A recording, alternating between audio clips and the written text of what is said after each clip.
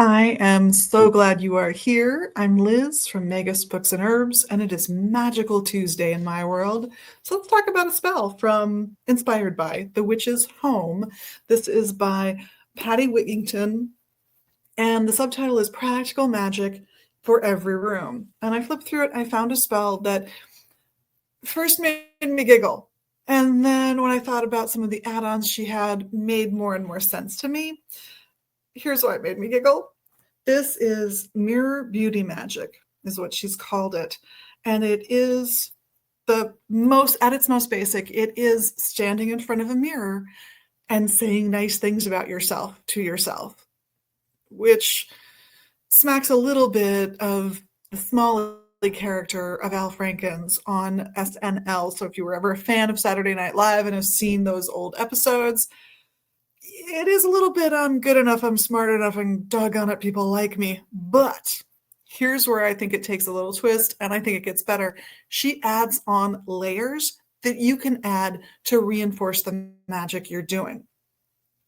The one that I loved the best was one in which you purify that mirror. And the first thing that came to my mind was so that I can see more clearly without the negative things that I might think about myself, without exaggerating the positive things that I might think about myself, to be honest and kind, which I thought was wonderful. So I might choose to purify this mirror, not with sage or Palo Santo, but with lavender, something that is traditionally cleansing. The name lavender is derived from an ancient word for soap. It's always been associated with cleanliness, and it is one of the herbs that is grouped along with things like myrrh and sage as helping us to not breathe the evil entities in the air around us, which was a very old-fashioned way of saying you're not as likely to pick up colds, coughs, flus, things that can float in the air because your neighbor coughed. This helps the air be less hospitable to those creatures, and there's modern research to back that up. So I might choose to cleanse this mirror of mine with lavender. If it's my bathroom mirror, then I'm just going to burn some lavender incense in there or put some lavender on some charcoal and let it burn. Either one is fine. I might go aromatherapy style and just have an aromatherapy burner in that room that has lavender for myself. People often find that calming, a way of inducing more peace, and what could be better in a bathroom. Other layers that she recommends that you add on beyond saying nice things to yourself and purifying the tool that you're working with, the mirror, is to create a sigil to reinforce your magic. And I love this kind of thing. A sigil can be a very simple symbol that you repeat whenever you need it to reinforce the magic you're doing. So forming this mirror magic for my own, self-worth, my sigil really might be a smiley face that I draw into the steam on my bathroom mirror every time I get out of the shower.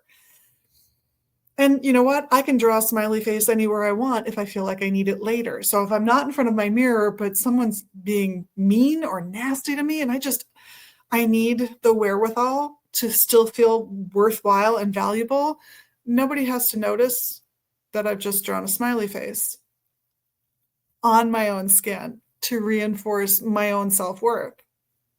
Any symbol will work, anything you think is appropriate. It could be a star of some kind because you're a star. It could be a rainbow. It could be anything you want it to be. If you're able to leave it permanently up on your mirror, then I would do it with like a wax pencil or a wax crayon. There have been a lot of those that have come out in the last 10 years or so to help kids draw on the windows at home. So I would recommend those. Unfortunately, the older ones were better. The newer ones are a little pastel and a little soft, but they will work. So totally recommend them. But the whole point of the spell is when you're in the bathroom and you stare at yourself in the mirror, that you know in the very core of your being how amazing you truly are. Because you are. I can't help that. It's just true. And it helps you to be the best you can be. And that's really the goal of most magic anyway, isn't it? To have a better life, to be happy in that life. So I recommend it. even if Stuart Smalley might have been the author's inspiration for it. Well, on behalf of myself, Liz, and the rest of the crew here at Megas Books and Herbs, I want to thank you for being your magical self and making the world a better place every day, just by being you. Here, we hope to meet you here at 2520 Central Avenue Northeast in Minneapolis, or online at our website, megasbooks.com. Either way, have a wonderful day. And of course, thank you for the little magical things you can do right here and right now that help us. The shares, the likes, the subscribes, the comments. I look forward to seeing all of them. And you'll find in our comments, you will find a link that will take you to the book that I talked about today, The Witch's Home by Patty Wigington. Have fun, and we will see you next time. Blessed be.